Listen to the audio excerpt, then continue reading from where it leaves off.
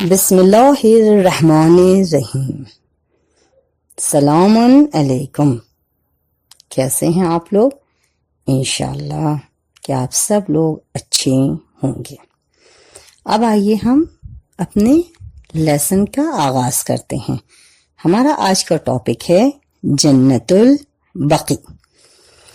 سب سے پہلے میں آپ کو یہ بتانا چاہوں گی کہ جنت البقیع کیا ہے۔ آپ نے اپنے گھر میں سب کا نام تو سنا ہی ہے، سب لوگوں سے، اپنے والدین سے آپ نے نام تو سنا ہے نا، جنت البقیع جنت البقیع۔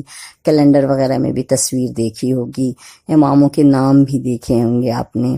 تو جنت البقیع تھا کیا، اور پہلے کیا تھا، اور جنت البقیع ہمارے لیے کیوں اتنا احترام کے قابل ہے، ہم کیوں اس جنت البقیع کے نام سے ایک دن مناتے ہیں اور اپنا مطالبہ کرتے ہیں کہ جنت البقیع کو پھر سے اس کے اوپر روضے بنائے جائیں، اس کے اوپر گنبد بنائے جائیں، اور اس کی ہمیں آزادی دی جائے کہ ہم جا کر وہاں پر زیارت کریں۔ ٹھیک ہے، یہ ہے نا جنت البقیع میں زیارت منع ہے، یہ سب آپ لوگ تو جانتے ہیں۔ تو بھائی جنت البقیع کیا تھا؟ جنت البقیع مدینے کا ایک بہت ہی قدیمی اور پرانا کیا ہے، قبرستان ہے۔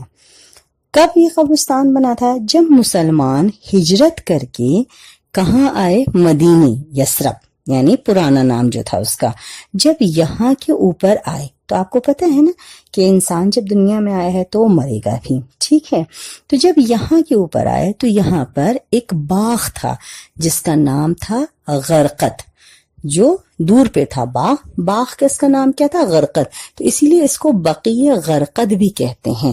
تو یہاں پہ یہ باغ تھا، اور جب مسلمان شروع میں ہجرت کر کے یہاں آئے اور جب انتقال ہوا تو اس جگہ پر دفن کرنا شروع کیا گیا، اس باغ غرقد میں دفن کرنا شروع کیا، اور آہستہ آہستہ یہ کیا ہو گیا، ایک باغ یہ قبرستان میں تبدیل ہو گیا، اور یہ جنت البقیع کے نام سے مشہور ہو گیا۔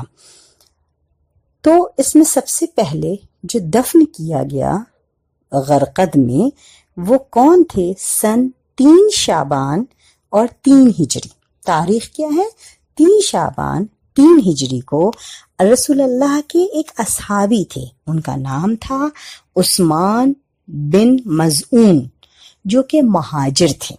ان کا جب انتقال ہوا تو رسول اللہ صلی اللہ علیہ وسلم نے کہا کہ جاؤ غرقد میں، یعنی باغ غرقد جو تھا، کہا وہاں جاؤ اور بیچ کی جھاڑی کو، بیچ کے جو پیڑ ہے اس کو ہٹاؤ اور بیچوں بیچ میں ان کو دفن کر دو۔ اس باغ کے بیچوں بیچ میں انہیں دفن کیا گیا، اور رسول اللہ نے اپنے ہاتھ سے 2 پتھر سدھانے کی طرف اور کچھ پتھر نشان بنایا ان کی قبر کا، اور جاتے تھے، فاتحہ پڑھتے تھے، اور لوگ بھی ان کی زیارت کو جاتے تھے، ان قبر کا نشان بنایا۔ ٹھیک ہے، یہ پہلے اصحابی تھے۔ پھر اس کے بعد آپ نے کسے وہاں دفن کیا؟ وہاں پہ انصار میں سے، یعنی یہ تو مہاجر ہو گئے، انصار میں سے اسعد بن زرارہ، یہ بھی آپ کے بہترین اصحابیوں میں سے تھے، ان کو آپ نے دفن کیا۔ اس کے علاوہ جناب ابراہیم جو رسول اللہ کے بیٹے تھے، ان کا جب کچھ دنوں کے بعد انتقال ہوا تو انہیں بھی اسی جنت البقیع میں دفن کیا۔ یعنی آغاز جو ہو رہا ہے، شروعات جو ہو رہی ہے، وہ کس سے ہوئی ہوئی بچوں؟ انصار اور مہاجر اور انصار کو دفن کرنے سے اس باغ میں ہوئی۔ پھر دھیرے دھیرے اصحاب اور کچھ اصحابیوں کا انتقال ہوا، جیسے جنگ احد کے شہیدوں کو، اور اس کے بعد آپ کے جو ہے ہمارے 4 ائمہ معصومین کی قبر ہے، جناب فاطمہ الزہرا کی قبر ہے، اور وہ بیت الحزن بھی اسی میں تھا، اسی قبرستان کے ایک طرف تھا، جہاں کے اوپر شہزادی فاطمہ الزہرا بیٹھ کر گریا کرتی تھیں اپنے بابا کو۔ تو اور میں آپ کو بتاؤں کس کا تھا؟ جناب ام البنین، جناب حلیمہ سعدیہ، جنہوں نے رسول اللہ کو پالا تھا، ٹھیک ہے، حلیمہ سعدیہ کا، جناب ام البنین کا، رسول اللہ کی بہت ساری بیویوں کا۔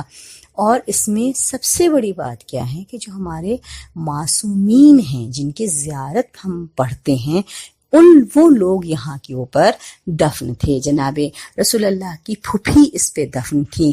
اور آپ کو پتہ ہے کہ رسول اللہ کیا کہتے تھے؟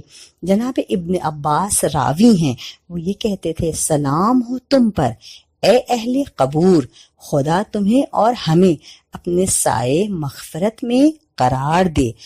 تم ہم سے پیش قدم ہو گئے، ہم بھی تمہارے پیچھے پیچھے آ رہے ہیں. یعنی آپ سلام کرتے تھے اور اس طرح سے وہاں پر پڑھتے تھے. تو اس وجہ سے یہ قبرستان جو ہے یہ ہمارے لیے کیا ہے؟ باعث احترام ہے.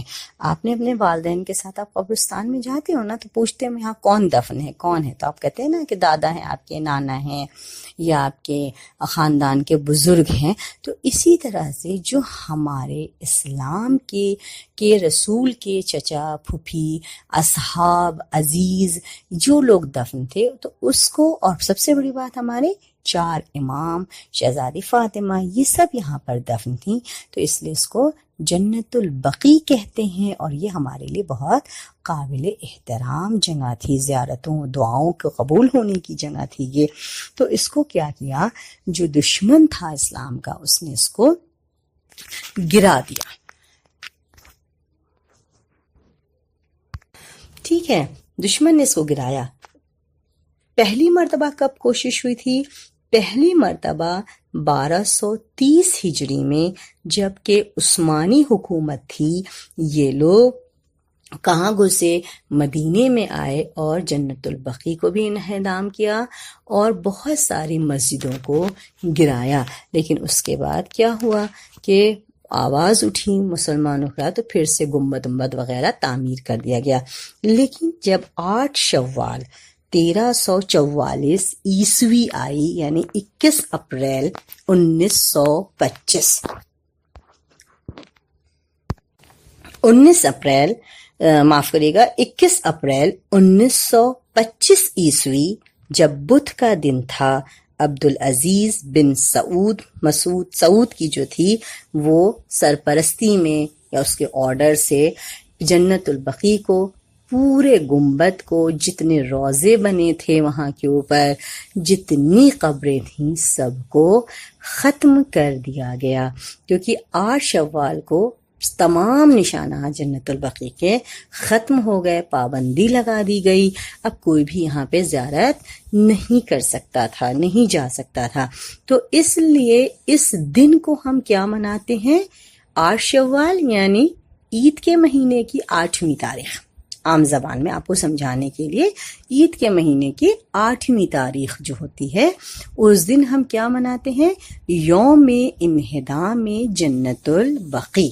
انہدام کہتے ہیں کسی چیز کو ڈھا دینے کو، یوم یعنی دن یا ڈے، تو یوم انہدام جنت البقیع. تو اس دن کیا کہتے ہیں علماء؟ اس دن علماء کہتے ہیں کہ آپ غمگین رہیے.